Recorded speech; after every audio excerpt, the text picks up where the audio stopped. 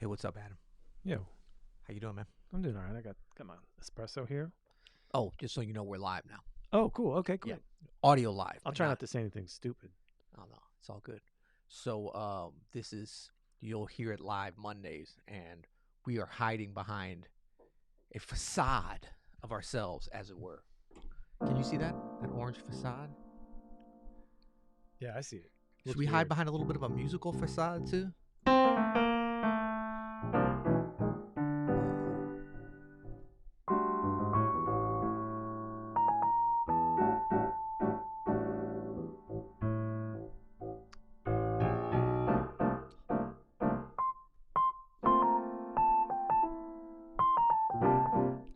What do you think? 20 likes today?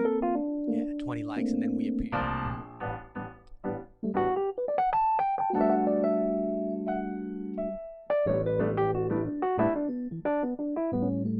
Hit the like button, baby.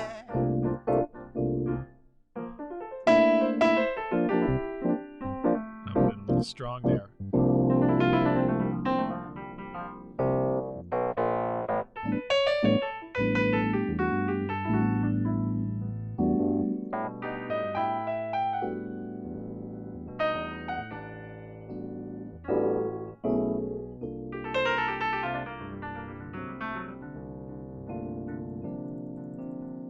Uh-oh. No One give. dislike. What? No give. All right, we gotta get 21 then, since we gotta. Oh, we got to make up for the one we gotta dislike? make Oh, up for come the- on, people. Oh, they took it off. Oh, okay, good. I This is not a fun game, by the way. didn't know. 15 likes. So we need 20. Come on, we better play better than this. Okay, I know. Man, I feel like I'm being judged.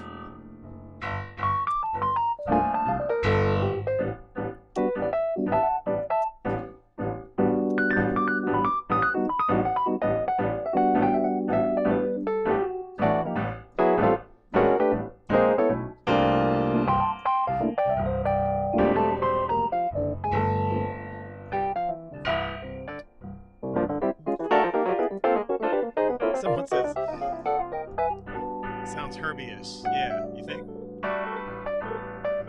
We might like Herbie. Herbie Nichols or Herbie Hancock? Herbie the Love Bug. Oh, come on, I love that dude.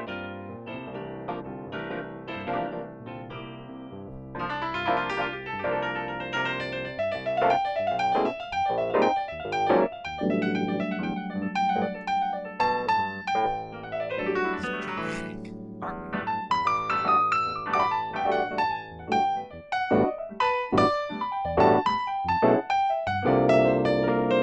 Hit that like button, please.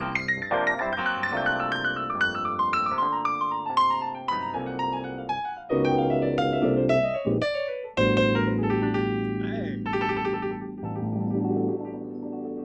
We're at 17. We need 20. We need 20 We really people. backed ourselves into a corner here. I know. There's not even enough people here, I think. We could do it like a we could do it like a an audio. You know they do the audio podcast on YouTube. If you guys would rather us do 18, there we go. Maybe people are having trouble finding the like button. All right, 19. Come on. One more peeps. One more. Come on. You know, I was Playing against scales. this game at first, but I'm really having fun with it. Oh, we're 20. It's just funny to watch them. There we go. What's up? We're at the same place. It's getting a little cluttered in here, isn't it? We might have to talk about sus chords today since we're playing so many. What's going on? YouTube Monday. You'll hear it live. Hey, you know what the bottom note on my keyboard is? This is gonna work. Oh, it didn't work. It's an A. I got it. Wait, how come yours work? Because I got a piano. You got a Rhodes. Oh, it's so accurate. Jeez. Oh, it doesn't start until there. Oh, I learned something. There you go. Oh, now I got it all off. You got it all jacked up, man. Come What's on, going man. on? I don't know what's going on. It's Monday, and it's You'll Hear It Live, right? My name's Peter Martin. That's me. This is Adam Maness right here. What's up? And this is how we do it. I think I even have a, you're not going to be able to see this, but I've got like a Boom. That's both of us on the screen right now. You'll be able to see it in a second. Boom. What's up? Boom. That's how we do it. So we are here every Monday. Thank you guys for being here with us to do a little bit of a live podcast, as it were. Ooh, we can even do that. I got too many buttons. And we're just going to talk about music. If you got some questions, please feel free to drop them in the chat. We're still doing that, right? We're still doing that. And Peter, we already got a thing in the chat. It's possible to turn up the output a little bit. Oh, my goodness. Oh, my goodness. Of course we can. Of everything? I think so. Just turn up their computer. How do I do that? Here? We'll go up a little bit. Check 1, 2. This is where we take your questions, though. Should we go live on the, or should we start recording the audio for the podcast? I think so. Yeah. But you know what? I'm kind of at, I don't want to say I'm at max. Oh, no, I'm not at max. Here we go. Check 1, 2. Check 1, 2. What you think about that? What you think about that, Adam? We're a little bit louder. Is that all right? I don't know. Oh, yeah, it looks good. No, look at that. I don't know what's I happening. could use a little bit more, maybe. No, you're good. 1, 2. Check 1, 2. Check 1, 2.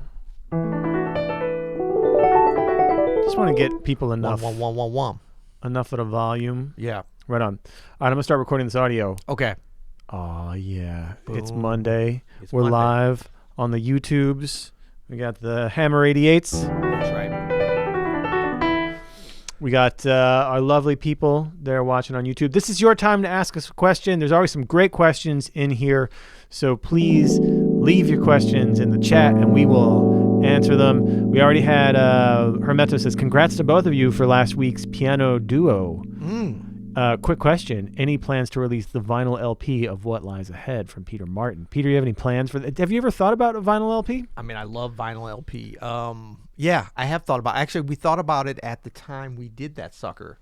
And I can't remember what happened. I think there was some budgetary restrictions, and It's it wasn't super expensive to do as big of an interest at that time. But now, you know, LPs are like the only growth segment of the music biz. Well, everybody's getting their home stereo, their hi-fi systems together. That's right. You got one during the pandemic. I did. I did too. I did. upgraded all my stuff.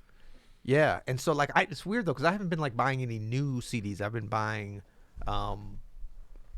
older stuff. Yeah. Not that I'm against new stuff. I like new music. Oh man, you it's should. just not on my radar. If you haven't bought a new, like an LP of a new album, it's gonna bring you back even more to your childhood of bringing home a new record, right? And you take off the plastic, and you're like, oh yeah, this is gonna. Like, be it's so kind of like a good. modern day unboxing, like a throwback unboxing. You could do your own YouTube series on it. Yeah.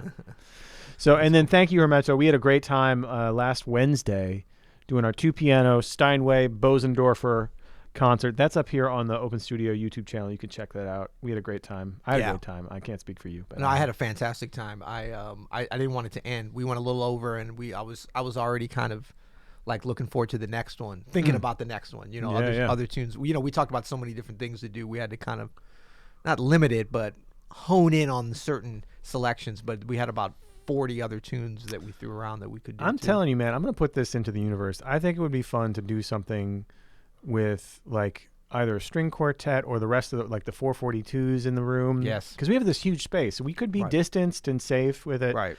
I don't even care about distance anymore. I'm sick of that. I've got COVID fatigue. I decided. Fatigue. Je suis fatigué. We have enough I'm just kidding. plexiglass to like light up the studio. I think we'll be okay. Yeah. No, I think we could totally do it. So it's good.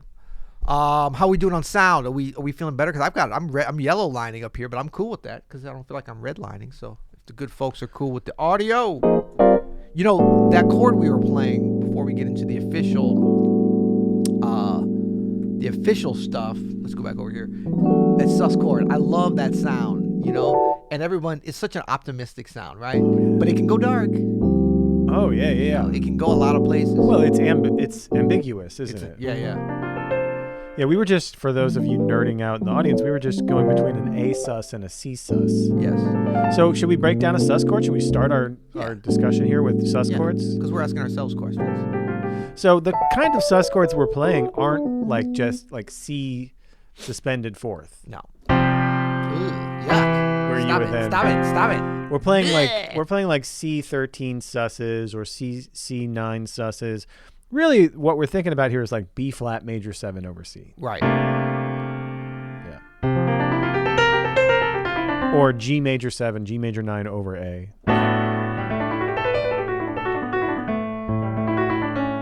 So for those of you who don't know, like the big secret with this, at least the way that we like to play them, or that we're just playing them, is it's kind of a dominant chord. Like it's a Mixolydian scale. It can be minor. You can do like A sus minor. But really, if you see A7 sus, that means Mixolydian sound. Like, Yeah.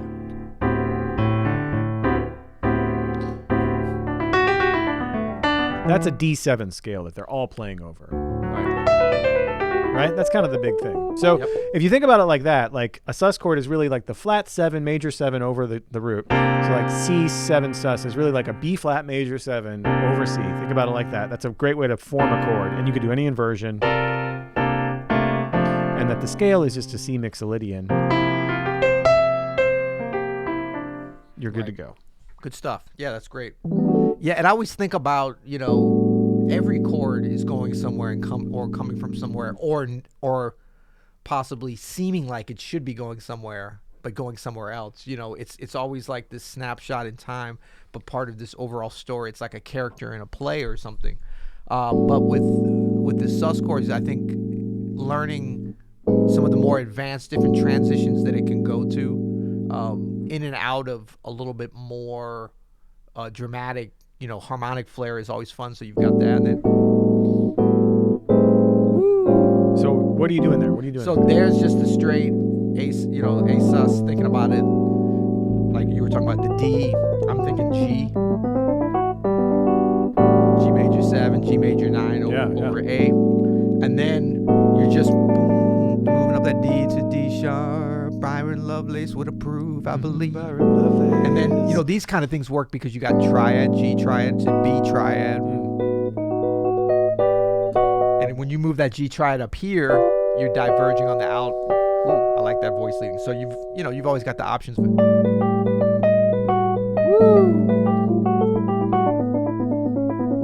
So you got that. And then you got, this one is, what do you call that? So we got A, C, E flat, A flat, B. Is that a double diminished or a single diminished? Yeah, it's a diminished. So you got A diminished with a major 7, basically. But it really leads itself well when you go. Oh man. And I think that one's cool because you got, remember, the G triad, the B triad, and then the A flat triad. And if you look at the same way we went from G up to B, you go from G to B and then to A flat. Nice. So all those different, any kind of triadic movement. I'm making up stuff right now, but I know what it sounds like. And then, you can always go to some. I mean, kind of the logical way to build it up, and then is to go to some kind of a dominant, whether you resolve it or not. That's the whole thing from the sus. So that's like sharp 9, flat 13, and then you can, or go to another one maybe. Right? Oh, man, see, this is why susses are so great. Because normally it would be like the D minor from there, but you can go to D major, but make that like over G. So it's like, I mean, you got choices. You know what I'm saying? Nothing wrong with choices. Come on now. All right, before we nerd out, and we're gonna get to your questions in just a couple of minutes. Let's do our segments. Oh, our segments. Well, boom. Our practice check-in. I've been practicing. We have a couple of segments. Okay, yes, we do.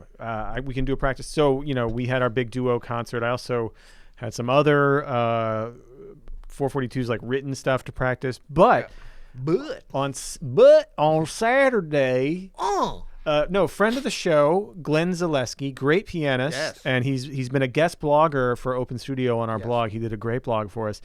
He has a really cool and popular video blog on YouTube. And he did a video on Barry, and not only do we make videos, we also ingest videos for jazz instruction. He did a great thing on Barry Harris's 6 Diminished, but he did such a unique take on it, and it really set off a whole spark in me, where he was saying, essentially like you can use a 5 to any one, and so I've been practicing just delaying my ones, delaying see how many chords I can delay with a 5. You know what I mean? Yeah. So that's like putting a C7 flat 9 with an F in the bass Yeah. And then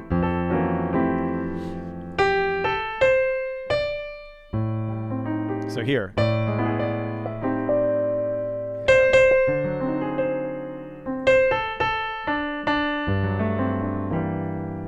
That kind of thing. It's endless what you can do with it. But it's been really, really, really fun. So thank you to Glenn Zaleski. Go check out Glenn. I mean, first of all, he's just a monster player. Oh, absolutely. But go check out his vlog too. We're not too proud to point you in the direction of other. No. We're happy to, and I mean, I think it's just we can always remember, like, you can take inspiration for something to practice. And so I'll do my practice check-in. I was actually along the theme of taking inspiration from anywhere. I sort of took some from our 2 piano concert and some things that I was sort of hearing, and I felt like I wasn't quite able to execute on. Like, I was hearing it in my head, and I played it, and I was like maybe 80% or 70% there. And so I made some notes that night and kind of worked on those a little bit over the weekend and during the week. But hold on, just before you stop. So just for all my practicers in the DGPS, he made some notes after the concert. He did a bit of exposition. He put it in his own words. We talk about this all the time, right? About reflecting on what you're doing, how important that is. So you heard it from the man himself. Well, and I, for me, people's brains and psyches, as it were, are all different. But for me, if I don't kind of hone in, I mean, if I have any faults, it's that I have too many ideas. So it's like too many things to practice. So you got to nail not just the right thing to practice, but the right time to practice it. So I find that, a performance situation, and we're definitely in a period where we have less opportunities, possibly less but more intense performance opportunities. So that's kind of like the test. That's the game time where you can really look at game tape or really evaluate. And I don't really like to listen myself, so I never listen to any of these live streams, very rarely. So I kind of have to. I just can't stand it. So I have to. It's really hard to do, man. I'm getting burnt on it. Yeah, it's just, I don't know, because for me it can be kind of an impediment to progress almost. You don't want to think. You don't want to be in your head about things. Yeah, right? And then you are your harshest critic when you listen back to yourself. You probably should be, but it's hard. It's hard for me too, man. It's hard too. Well, and I just think the objectivity that we can lend that, especially relatively close to it, is just not going to be there. But I think that we do want to get in tune with our reaction and our memories, and especially things that we were close to being able to nail in the moment. Like, we want to make note of those and do some things so that next time that situation comes along, not to try to replicate or to try to go back and make amends for it, but you want to be able to kind of give yourself the confidence of a little bit of practice time on those things, so that when you do inevitably return to that situation, be it on another tune, another gig, you never know when these things will pop up. You'll kind of be like, oh, it's been in my brain, it's percolating. It's kind of like a little bit of a failure can lead to some greater success later. But you got to take that mindset into your practice. If you're just jumping around, even practicing the right things that we say or you say or anybody, it's got to be at the right time too. Right. So I kind of tried to focus on that with my practice this week. That's awesome. Yeah. That's awesome. What about fitness and diet checking? You've been running? Yeah, I've been running. Actually, was that last week? No. This weekend, did I do a long? No. Oh, okay. Yeah. So this is another thing kind of with timing too. And I've been trying to figure out how to apply this to music, or at least in explaining it and teaching in a way that could be helpful. Last week, I was assigned 2 difficult workouts. So most of my running, coming from my coaching situation of being coached, falls into one of 3 kinds of runs. Easy runs, which can be kind of depending on what cycle of the workout of the training apparatus or whatever training schedule I'm in, can be anywhere from like 3 miles to 7 miles, say. But it's easy. It's very much like in the easy aerobic heart rate range, not anaerobic. And it's kind of it's easy. It's literally just going out and just like, you're not letting your heart rate get so, like, you're at a pace that you can talk to someone if somebody's there. You can also check it if you have a heart rate monitor, but what's that pace for you right now? For me, it varies. It would depend upon the weather. So you're just listening to your heart rate. You're listening to I'm either looking at my heart rate, and that's kind of recent because I didn't have an accurate heart rate until recently, but I'm going more by, can I have a conversation? So I'll just sort of start talking. People probably think I'm crazy if I'm not with somebody.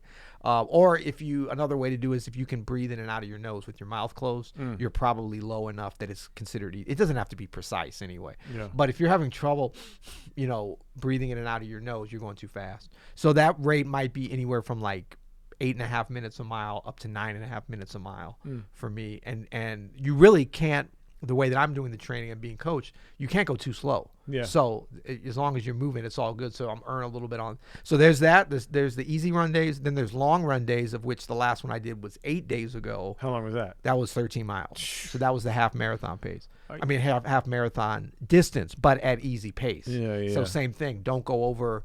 Not let my heart rate go over about 140, 145 is about my limit for being in the easy range. I could probably go a little higher, but I try to keep it there. So there's easy run, long run, and then there's workout days. So workouts are usually once a week. Last week it was interesting because of how the cycle's working with this race I'm doing. I had two workouts. They're all hard to me. Yeah. So these are things that are like the first one was 5 8-minute intervals separated by 3 minutes of this like walking rest, like literally the quickest 3 minutes of your life. It's like, what, Yeah. And then you're back and the to longest 8 minutes. So the 8-minute intervals, are you pushing as hard as you can? You're at 90%. I mean, you're like, you're gasping for air pretty much. It's tough. It's by interval 3 like that, I'm done. It's tough. Yeah, no, it is. And I was supposed to do 5. I made it through 4. So I was a little disappointed, just that I didn't hit that fit. But part of it is like the first 2, you have to be pushing, but you have to be thinking about the 5th one. So you can't hold back too much, but you can't push too much. And it's time based. It's not distance based. But I'm giving minimum. I'm giving a range of pace that I have to be within. So I do have to hit a certain. I don't have to. I'm not going to go to jail. But I'm supposed to hit a certain pace, which corresponds to a certain heart rate, which corresponds to a certain distance. So those are very much the opposite of that. So I kind of had a little bit of a failure on that in that I hit 4 out of 5. And I was just gassed. I just couldn't go on anymore. So, but then later on I thought about it, and it's interesting, like, how do you respond when you fail at something? It's that's what I was thinking about with music. So we're trying to, say like, I'm going to get through all these scales during the week, and then you get through and you don't hit them all. It's like, how do you look at like hitting 80% of your goal, but still being able to say, you know what, that for whatever reason, that's what happened that day. But you can also look at how can I avoid that from happening the next time. But you also have to be honest with yourself and be like, you know what, I'm just not quite there. Maybe it's mental, but a little bit of reflection, which is what I did for sure on that, was important. And so what I saw from that was I definitely had some mental lack of preparedness that day. That kind of it was more mental than physical. So that was. Certain things you just can't learn until you fail at them. That's true. And it's so funny how all of these things kind of come together, whether it's running and playing music, even with the business. We have these things, the OKRs or whatever, and we've been preaching like, if you reach your goal easily in the time frame, you didn't set your goal right. That's right. Like it needs to be a bit of a stretch. So it's the same thing with our practice routines with music. Like if you hit all the scales that you wrote down you wanted to hit in more tempos than you thought you were going to do, you didn't spend enough time getting into them, or you didn't put your goal in the right spot. It needs to be a bit of a hard stretch. And when you get to 80, 90%, but you don't get all the way there, that's a win, right? It's a tough thing to learn, but we're getting there. We're getting there. Cool. So I kind of reflected on that, and then the other hard work I had was on the track on Saturday, and I was like, I'm ready for this. And then it just shows you again. Then I went to the first track, I couldn't get on there because they were playing a football game, so I went to another school that I was able to get on the track, and all of a sudden it was just crazy windy. Anyway, it's not even important what happened, but basically I had another obstacle. But I was a little bit more mentally prepared because of my failure earlier in the week, so I was able to nail those workouts. Even I just kind of went into a little bit of a stoic thing in terms of, you know what, it's windy, what am I going to do? I'm not going to sit around and wait for it not to be windy. It's going to be hard. And then it was the kind of thing where I was like, you know what, if it's blowing me at one point, when I get to the other side of the track, it'll blow me the other way. For some reason that never happened. I felt like the wind was always in my face. I don't know how that was happening. But I think it's important that when we practice our instrument, we take and I hate to even say failures, but I think I say failure in a very positive way, but to take the lessons to build us up, not just be it physically or in terms of ear. Like we might be like, wow, my ears just can't quite hear that. I'm not at that level. But to really get the mental side of it and to gird ourselves up for the next time to be even more mentally prepared based upon that experience. The mental game is so strong, right? Yeah. It's like the biggest part of the whole thing. Yeah.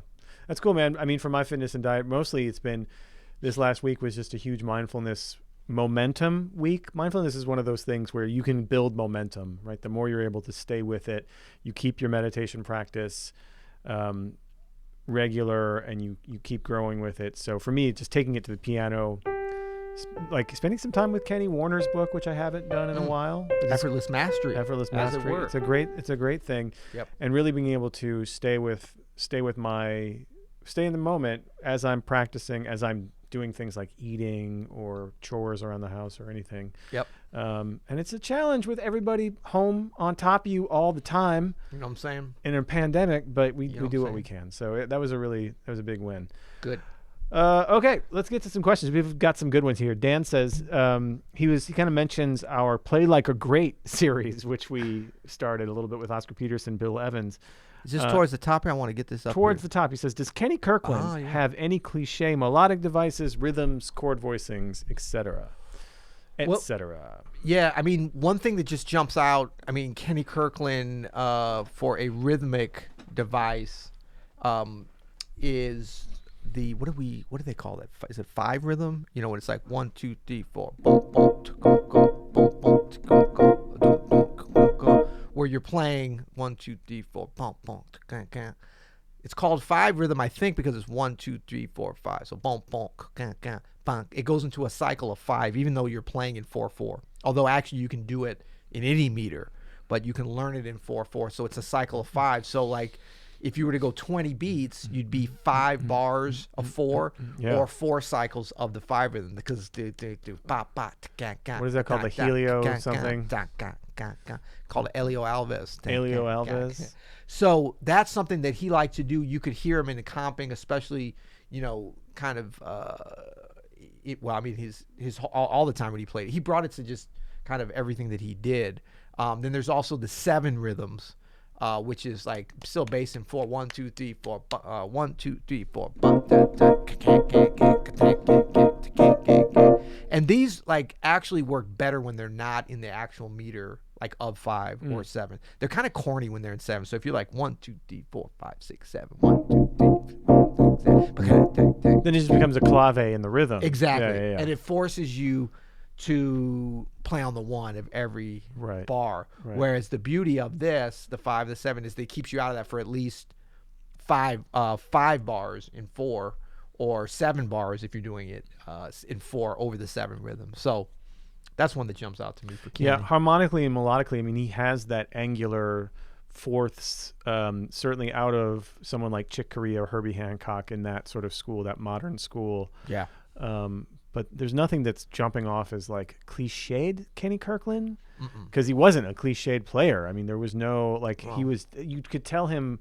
I would say, you know what, the most signature thing he had was a sound, his touch and his sound and the power and the attack that he produced was very singular, which is, as we talk about, that's a tough thing to do. Yeah, it's a tough thing to pull off. To get a sound on an instrument that's essentially buttons is rough. Yeah, and I mean, you know, it was a lot of.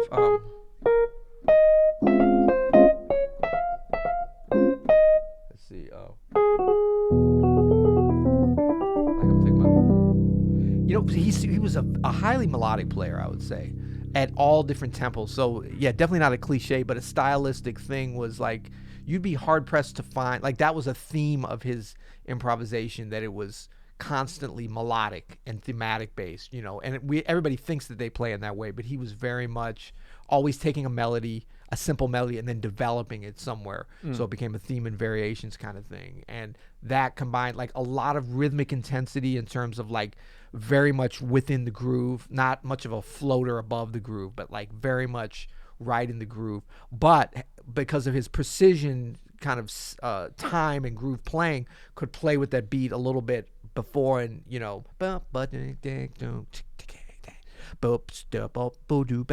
like pulling back a little bit, pushing ahead a little bit, but very much within that groove that only players that can really feel that groove, I think, can do.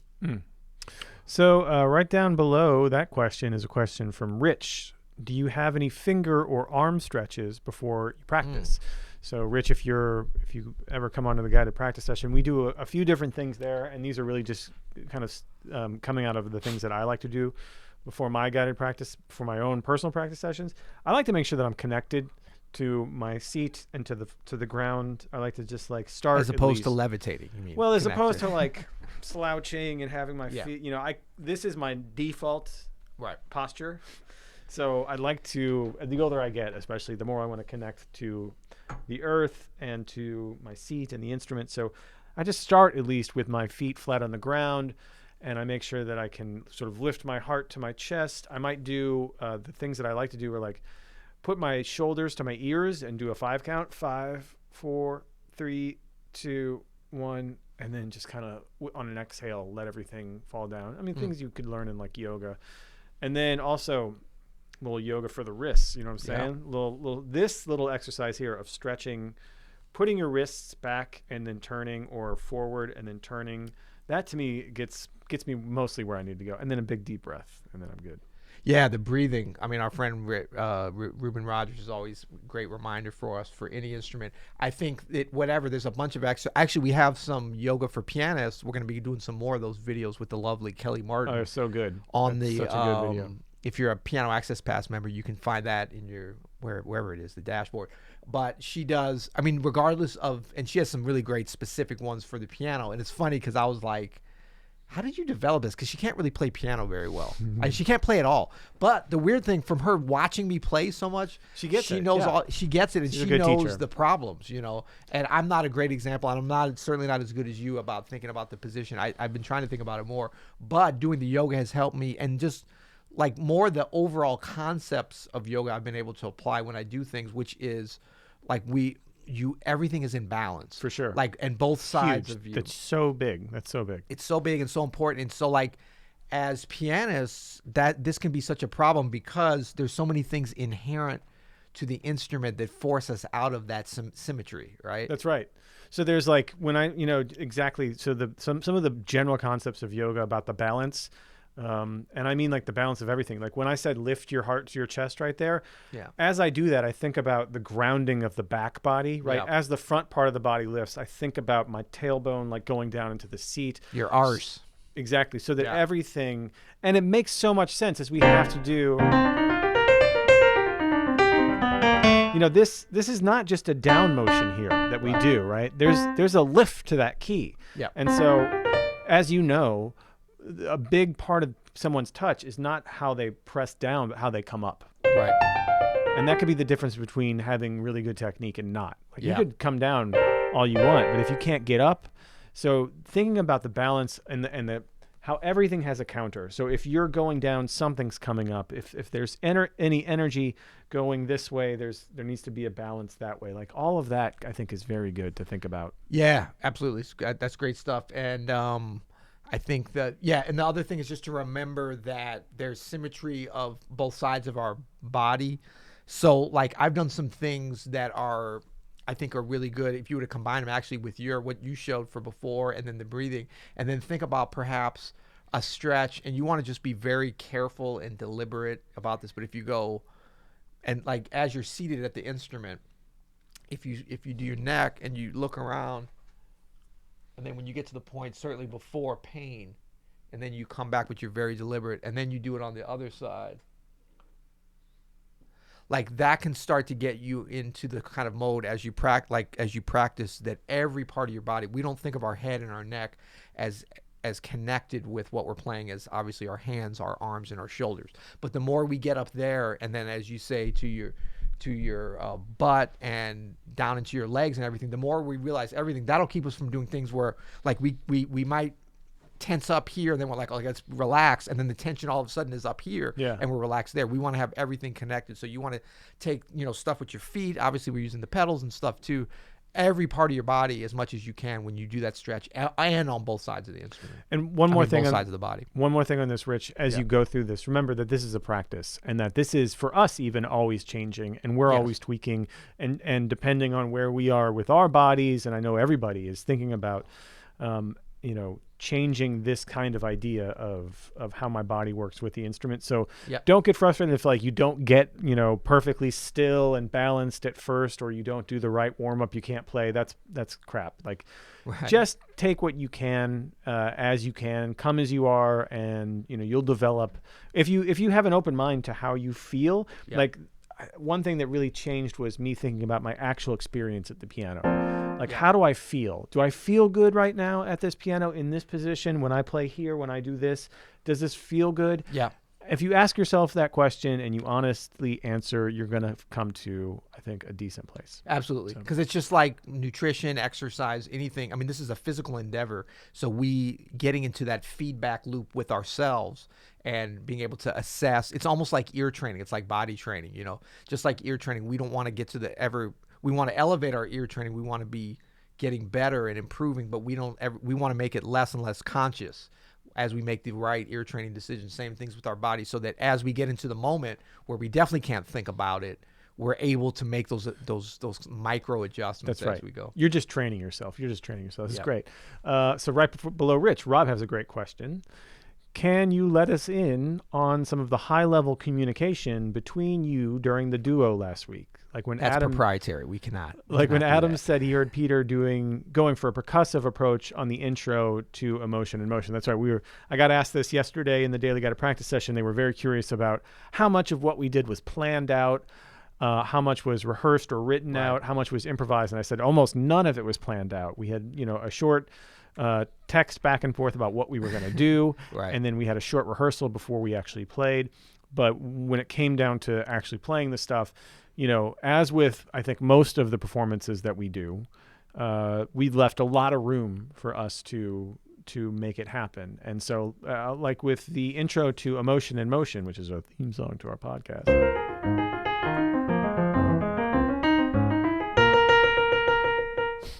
We left it, we said, okay, let's do a little intro. We're not going to go right into it. Let's take our time and do a little intro. But that's all we really said.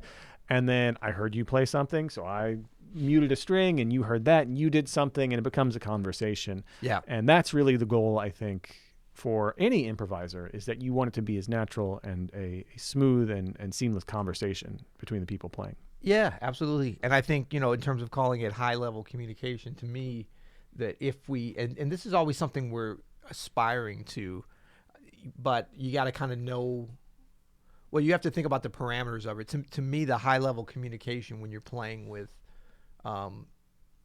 anybody besides one person is like, how do you make the connection if it's a duo or if it's a quartet or a 100-piece orchestra? But how do you connect the circle with the audience and you? So like if you're playing solo piano, it's you and the audience, but that should be like an unbroken energy field, as it were.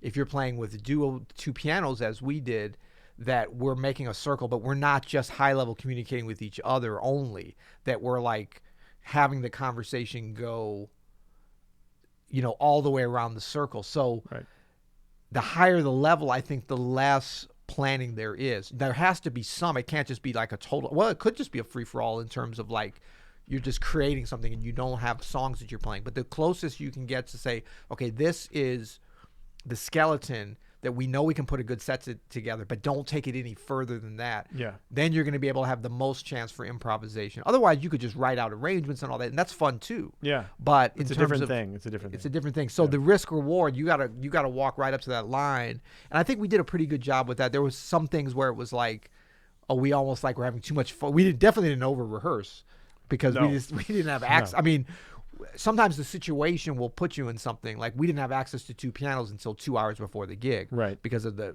setup, and we had to get it tuned and play. I mean, there's a lot of logistics involved even in here. So you gotta roll with whatever you can. But I think to try to get to the high level of communication, you've got to be listening even more. You've got to choose material that will hopefully reward us. Like for instance, we couldn't do all things that neither one of us were super secure on. If we want to like if we're having to communicate with the music and just like where am I at in the form? Yeah. So I was very appreciative that you even wanted to do that tune, because I know the tune. I wrote the tune, although that's never a guarantee that you know it. But it's a hard tune, so you wanting to jump in on that too but we played it together before, but it's been a year. So I proved that it was hard in that show. It's tough to play, man. But no, you're right. We chose tunes that at least one of us was like super solid on and can kind of like anchor it or whatever. But even then, it's like, I think when it comes down to the nitty gritty of actually communicating things, what's so great about playing with you is I know I can ask a question and you're listening, right? That's really the key, is there's just constantly listening, constantly asking questions. First of all, having some agency to be like, and then I know that you're going to answer in some beautiful way of like, and I'm like, oh, where's that going to go? Right. And that's kind of a question that ends your answer. And I can be like, and then you'll respond like that's, but when you do that, like you said, in the structure of like or in the context of a structure, like even if it's just a sketch, especially one that pretty well, then it becomes a beautiful thing, a really beautiful thing. So beautiful thing. Cool. Thanks for the questions. Let's get we got a bunch. Check out Peter John Stoltzman below that. I like the name. This is a valid business question. I'd love to hear you guys talk about the future of jazz musicians making money, assuming for at least another year we will have half the gigs we are used to at most. Yeah, I mean, and even that, half the gigs, that'll be great. Because we're going from 1% or something. Yeah. I think that there's always it's always kind of like what your framework and your viewpoint is on this, and your frame of reference, because certainly this pandemic is not the first time when we've talked about what's the future of jazz musicians making money, or how do you make money as a jazz musician, or is this a viable career, or can you make money at this?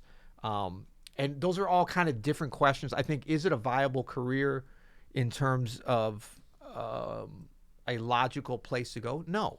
But is this something that people have a passion for and want to pursue as their love and also as a vocation? Yes. And I mean, it's always going to be it's like saying, is becoming a professional basketball player a wise choice? No, it's a very horrible choice. Unless your name is LeBron James or about 500 other people that are employed by the NBA, then you're a genius for doing it, because you've been able to line up your passion, with your skills, with a demand for other people to want to see that and be part of that. So I don't have any doubts that this music will continue to be a viable source of inspiration, and people are going to want to listen to it. It's a lot better to listen to a music that you love than to listen to, talk radio, some politicians talking or anything. Oh yeah. I think 1,000 times better. I mean, the thing about it is, like, everybody's listening to that now. I know I'm listening to it probably more than I ever would. Not actually that much, because I only have a tolerance of a certain amount. So hard, man. But it's never like you listen to even if it's a politician that you love and that you adore, that you listen to and you get that same feeling out of listening to an amazing musical performance. And I don't have to be selfish about jazz and be like, this is the greatest. No, it's whatever you like. If you like funk, if you like Taylor Swift, Kenny G, it doesn't matter.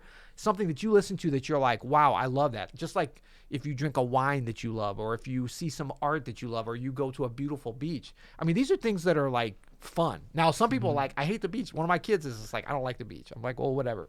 To each his own. Wow. You can I know you can guess which one that is. Yeah.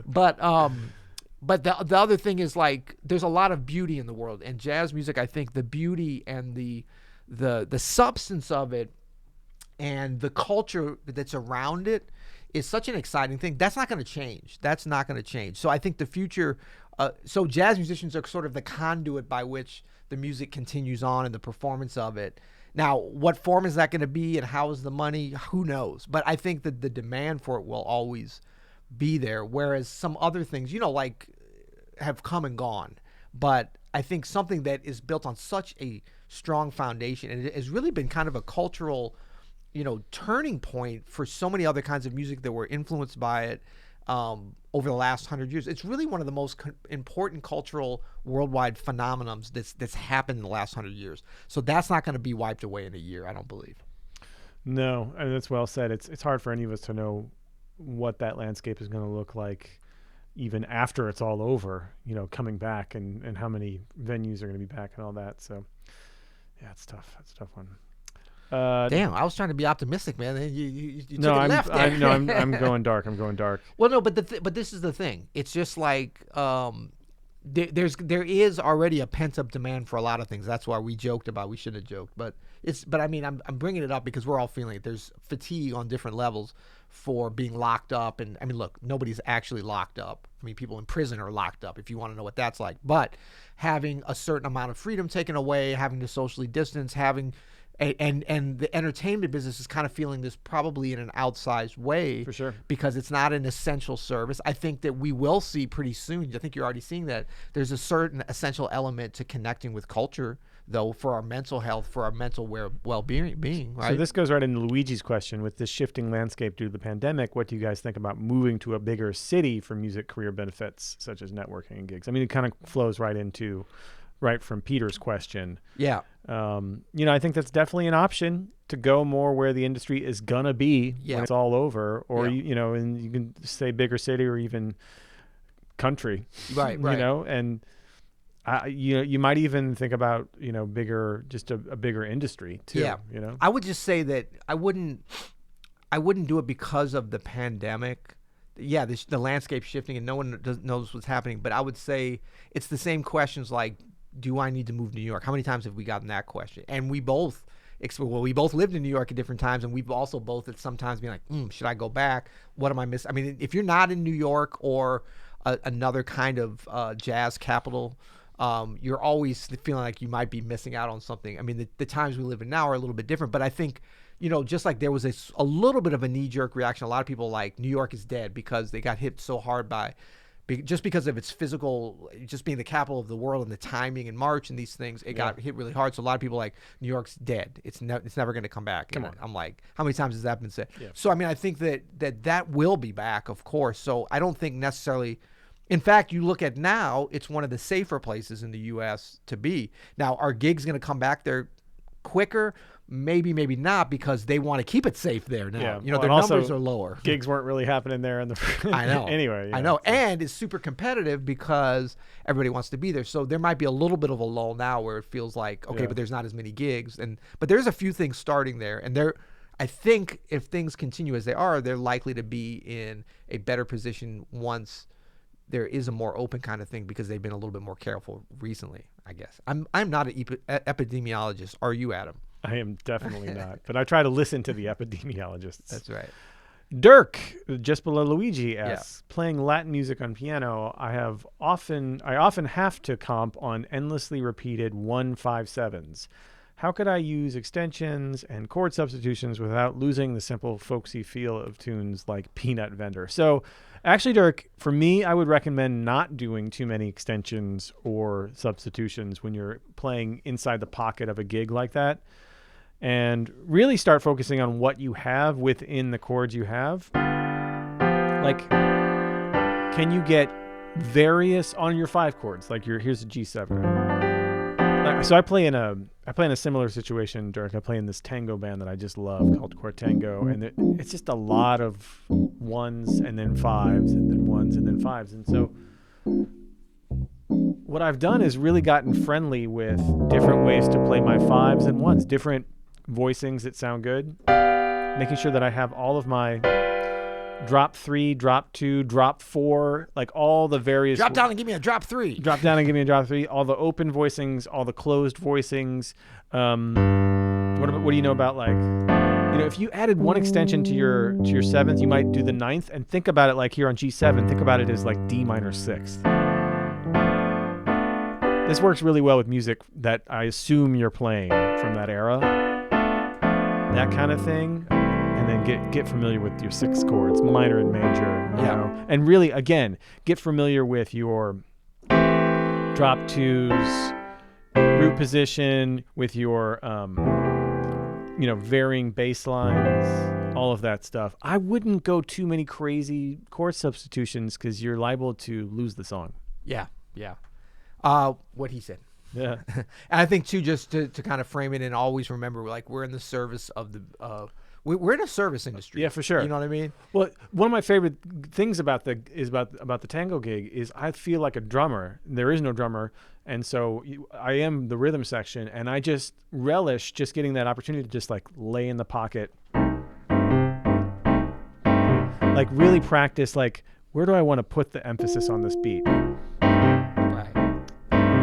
And just like grooving, you know, because we don't get a chance to just groove like that. You don't be like, no, yeah, I wouldn't. I never would be like shoegaze tango. I mean, there's probably a genre for it, but for me, man, just watching the dancers dance and just like laying into the pocket and keeping my stuff.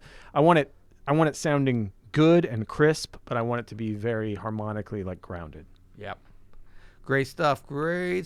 All right. Should we see Richard is asking, would you guys be able to give a deep dive into foot tapping to keep time while playing? I noticed you both of you tapping your feet during the duo concert last week, and it's common with Monk and Oscar Peterson, or Oscar Pettiford, depending on how we think about OP, too. I mean, I think it's something that I do, and I see a lot of jazz players doing it. I don't think it's necessary because I've seen some not doing it when I try to kind of, do a little bit of analysis on it. So it's not something that's necessary. I think if it feels natural, for sure, there's certain types of practice. What did I just do a lesson on? And I talked about, I kind of was demonstrating some different ways to tap, and it became a little complicated because it was like playing two different rhythms. I think it was, it's that rhythm on the Caetano Veloso too. Yeah. So it's like if you can get to the point where you can, what's hard is tapping your foot, talking, which you don't need to do, and playing the two different rhythms with two hands. It can aid in developing your independence of the hands, especially from a rhythmic standpoint, because it gives you a third place for your mind and your ears to kind of focus on. And then I think once you do that and you're practicing, it just sort of comes out naturally when you're playing. I don't think you should ever feel like or develop to the point where you need to tap your foot in order to keep good time. Like if you consciously or stick, like one way to keep from tapping, and if you're like a recording or some situation where you can't make the noise, is to shove your foot under the pedal. It's another good way to not play so much damn pedal as well. So just everybody take this with a grain of salt. This is a man whose downstairs suite mates asked them to please put a pillow under his feet at one point. Right. Yeah, they're like, the playing we can take, it's the damn tapping. Yeah. So yeah, I'm the same way, by the way. I'm a heavy tapper. Yeah. So I think it's just a matter of being conscious of when you practice, whatever you do and decide to do once you play, don't even think about it. Like whatever comes out is fine. And if you're not tapping right in time, it doesn't matter as long as you're playing in time. Nobody's coming to hear you tapping. So some people, like, I've watched some really good drummers, like when they come off the hi-hat, do some weird things. I don't know if they're hearing some other rhythms, but as long as this is happening, it's all good. Yeah, we work on in the daily session. We work on keeping better time. We use a rhythmic trainer on my iPhone metronome app, which will play like a bar with click, and then you can have 1, 2, 3, 4, 5, 6 bars off. Yeah. And so one thing I preach, if you're trying to work on your time, tapping can be very helpful. I like heel down, as I know you do too. Yeah. When you do it. Yep. But to your point, like you don't want it to be a crutch that you always have to tap to keep good time. But as you're developing your time, it can be very helpful because you feel that dance of the time, right? Right. And so, but one other thing, Richard, to try here, and maybe you've tried this, and actually Adam Neely has a great video on this about something. Adam who? Adam Neely, great jazz YouTuber. You should check him out. But about biologically that, when we count 1, 2, 3, 4, 5, 6, 7, you never hear someone count not in a meter, right? They're never going 1, 2, 3, 4, 5, 6, 7. Right. It's always whenever we're counting anything. What do you got there? You have 5 of those? Oh yeah, I got 1, 2, 3, 4, 5. And so we actually have near perfect time when we count with our mouths, right? Which is an interesting thing to think about that I never really heard before, but it works really good. If you can get your metronome app on your phone or a metronome that has the rhythm trainer ability to kind of go on and off or have a friend do it for you, you can practice that. And you're going to notice if you can keep it going, Richard, with your mouth, with your voice by counting 1, 2, 3, 4, or if it's like 1 and 2 and 3 and 4, and do a little subdivision, 3 and 4 and 1 and 2 and 3 and 4. That's a great way to work on time. Now you line that up then with your heel hitting the earth. 1 and 2 and 3 and 4 and 1 and 2 and 3 and 4. What? 1 and 2 What? and 3. Yeah. You are going to keep more steady time that way. So you can train yourself to have better time by doing those exercises, by doing your vocalization, playing some simple stuff. 1 and 2 and 3 and 4 and 1 and 2 and 3. Practice playing rhythms over this, and 4 and 1 and 2 and 3 and 4 and 1 and 2 and 3 and 4. 2 and 3 and 4 and 1 and 2 and 3 and 4. And then when you have to play, forget all that and just play. Yes, right. That's right. That's the important part there. Noriko asks, what's up, Noriko? She says, ask any recommendations for relative pitch training. Recently, I was surprised that I can't tell the difference of 1/6 and 1 flat 6 intervals, for examples. Well, I think this is interval training. I think is just part of kind of developing relative pitch. I would say, and I'm trying to remember back, it's been so long, but you've got intervals, then you have triads, then you have, extensions on the triads, 7ths, 9ths, 11ths, up to 13ths, most likely in the traditional way. But starting even from the triads and then extending as we start to learn other chords is the, what do you call that when, like, the difference between diminished, like being able to hear diminished minor and major, the chord quality, I guess, is that what that is? Yeah, chord quality. Yeah, chord quality. So all those different things and probably some other things go into what amounts to relative pitch. And, my understanding of this is the difference between absolute pitch and relative pitch is like absolute pitch is like A, E, B, I'm a pitch savant, A flat, like where you might be a musician or not, you can just identify those pitches. Whereas relative pitch is like being able to hear, okay, I think that's a C7, but if not, it's a whatever, maybe a G. Like for me, I can hear all these things and they're usually close, not like chromatically close, but like, although if it's on an instrument, I can usually just pick it out. Like if it's an instrument I know, because you can see it or you can hear it. But then sometimes if I just guess, I'm close. But that's not perfect pitch. I don't even know if that's relative pitch. It's just more memory, if nothing else. But regardless, once you know that this is C, that you can hear the quality of that chord, you can identify what all those notes are. That's not perfect pitch. That's relative pitch. Yeah. And then when it goes there, you can identify every single one of those notes, and then all the different levels of doing that. Now, if you have really good perfect pitch and really good relative pitch, that's kind of it all comes together, but they are sort of separate things. So the intervals, I do think, are the most important thing. So you got to get, and first is all the intervals within an octave, right? You've got to learn all these.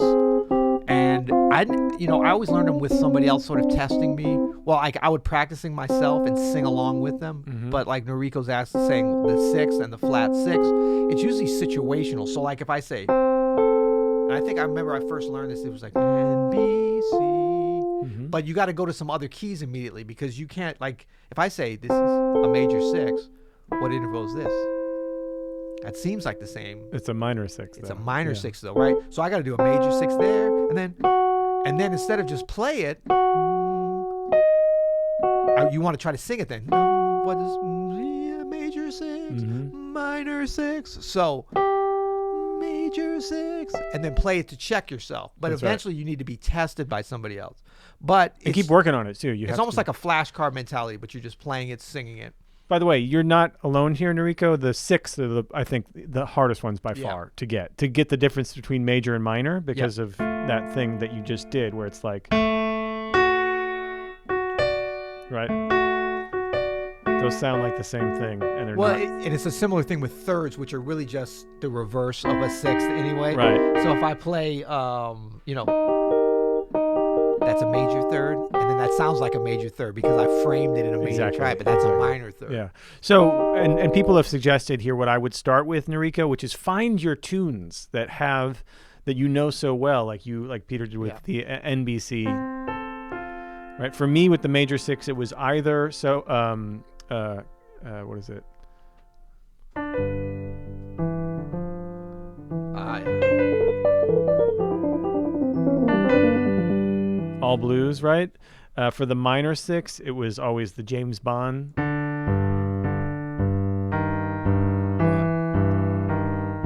Like that, from the really thinking off the fifth. Like hearing that as the sixth was always really helpful. But you should find your own, like whatever you know. Yeah. You know, when you notice a tune that has a sixth in it, or a bass line, or some kind of movement that has the sixth. And what will eventually happen then is it'll become habitual. So you won't have to, it's not like you're gonna have to always think about, like that was the first time I thought about the NBC thing, because that hasn't existed. I don't think they play that anymore for a long time.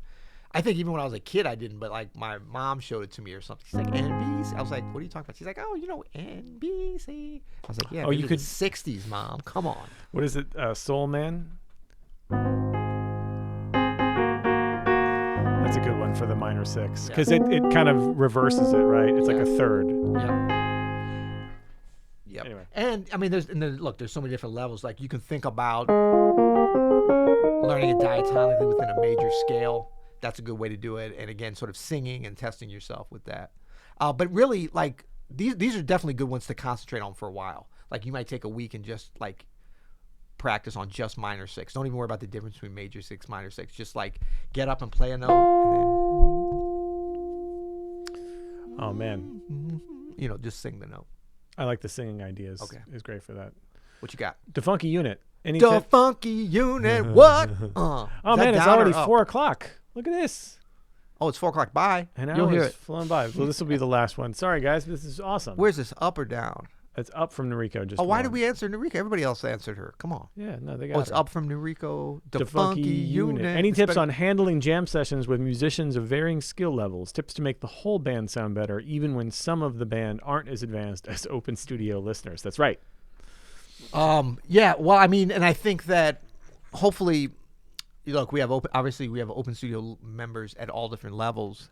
And the important thing, and I think this would carry over to a jam session as well. Actually, this ties into what we've been alluding to, and its release is imminent and eminent. Imminent. I can't remember which is the one that's about to happen. Imminent, right? Yeah, imminent. Yes. And eminent domain. That's something else. Although that might be about to happen too. So we're gonna launch something called Open Studio Pro very shortly here. What? Can I get a what? But this thing is like, we don't want anyone to be put off by it. This is not about a skill level. This is about having a pro mentality towards developing. So, we're anticipating, and we want to welcome in all different skill levels of pianists. It's going to start with just piano. But there is going to be a little bit of an application process, a screening process, because not for the level, but for a pro mentality in terms of like, I want to develop, I want to help the community, I want to share with my development with other pianists, like-minded folks from around the world, because that's the kind of community we already have at Open Studio, but we want to really refine and define that specific kind of sub-community that you've done so well with the daily guided practice session folks, starting out from there. And those are, not all advanced folks, but it's very much, I think, the same type of mentality that we'd want to take to a jam session where folks that are at a different level. If everybody has this kind of attitude of wanting the whole band to sound better, it can definitely work with different levels. It's not as easy as if everybody's like banging at that high level, but that very rarely happens. I mean, I've been in situations, on like so-called big time tours that have all the trappings of a big time tour, when the reality is not all the players are at the same level. But if there's the same commitment to that overall sound, it can work. Not only can it work, it can be very exciting to have a little bit of different levels, because you don't need everybody, say, with the just highest level of technical proficiency or just the most precise rhythm, because if somebody's off the charts in that, they're going to compensate for other people. So having a diversity of abilities in different areas. Now, if you've got somebody that's just like deficient in every area, that's going to be hard at a jam session, especially if they're the bass player or the drummer.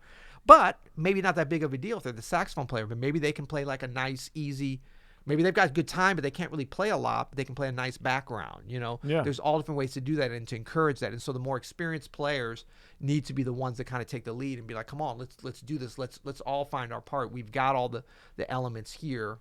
And you definitely don't want to get discouraged. A lot of times people get this is sad. Yeah. I'll just throw a quick example. Roy Hargrove. I was at so many jam sessions with him over the years. And he was invariably, probably 99% of the time, was the best musician there. Of course. Unless Herbie Hancock happened to be at the jam session, and he still might have been the best at that night. But I never saw like Roy get discouraged or not bring up everybody. Look, he can't bring up people to the Roy Hargrove level. He's not a magician, but I'd see him bring elevate things by kind of taking people on his back in a very musical and friendly way to the highest possible level. That's leadership, I think.